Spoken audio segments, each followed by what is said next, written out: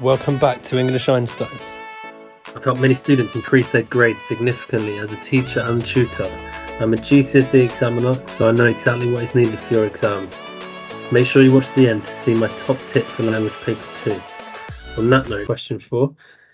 This question we're looking for the writer's attitudes towards a topic.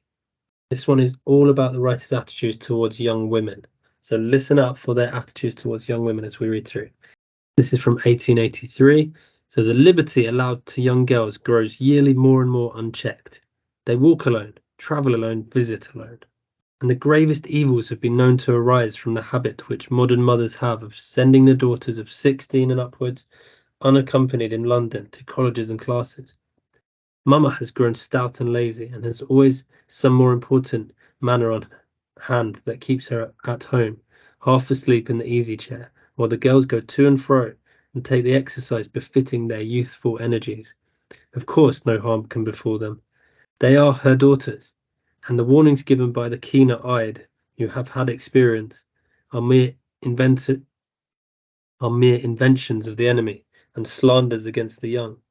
So they parade the streets, dressed in the most startling and meretricious costumes. Meretricious means superficially attractive. And that fatal doctrine of self-protection counts its victims by the score as the consequence. Preparation for question 4, then we need to find quotes that show the writer's attitude towards women. So the liberty allowed to young girls grows yearly more and more unchecked. This implies that the writer thinks women's freedom should be limited and that excessive freedom is actually immoral for women. She clearly thinks that they're untrustworthy, they cannot make good decisions by themselves. The verb unchecked in particular implies she thinks they need to be guarded and policed. Then they walk alone, travel alone, visit alone. The repetition here suggests the writer feels indignant and shocked that women are unaccompanied in London. She thinks they should be escorted. Perhaps she thinks they should always be observed. Linton states that young women unaccompanied in London leads to the gravest evils. This implies that she views their liberation as immoral because their freedom leads to callous sins and causes catastrophe. It's almost like hyperbole here because she views women as duplicitous, Machiavellian, misanthropic, and alludes to the old stereotypes of women as untrustworthy because of Eve.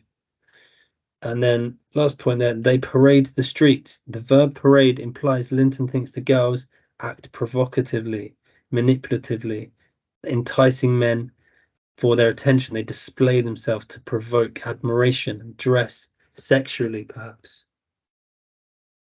And here are the sentence starters you can use for question 4.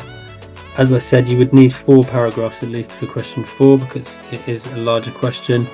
So make sure you do plenty of analysis about the writer's attitude, looking at techniques as well.